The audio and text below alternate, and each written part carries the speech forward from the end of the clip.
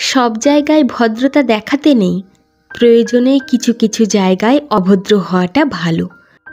আপনার প্রতি অন্যায় অবিচার হচ্ছে বুঝেও মুখ বুজে সব মেনে নেওয়াটাকে যদি আপনার কাছে ভদ্রতা বলে মনে হয়, তবে আমি আপনাকে বলবো এমন ভদ্রতা দেখাবেন না।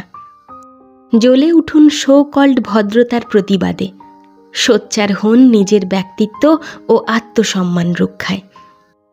ভদ্রতার মাপকাঠিতে আপনি কিছু কিছু ক্ষেত্রে মানিয়ে নেওয়াকে রাখলেও অন্যায়ের সাথে আপোষ করাকে কখনোই রাখতে যাবেন না, কারণ অন্যায়ের সাথে আপোষ করা কখনোই ভদ্রতা হতে পারে না। আপনাদের সাথে কেউ অন্যায় করলে কিংবা নিজের স্বার্থ চরিতার্থ করার জন্য আপনাকে ইচ্ছেকৃতভাবে ঠকালে ভদ্রতা দেখাতে গিয়ে তাকে চুপচাপ ছেড়ে দিতে যাবেন না।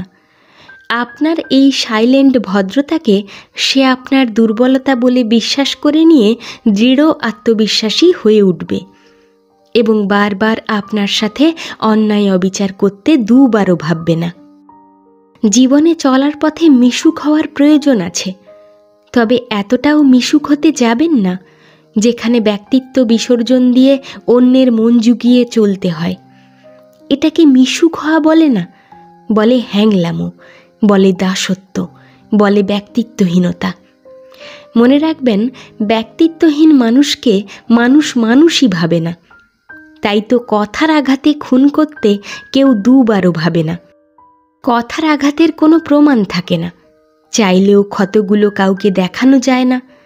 তাই তো কথার আঘাতে খুন করেও এক একজন বুক ফুলিয়ে ঘুরে বেড়ায়।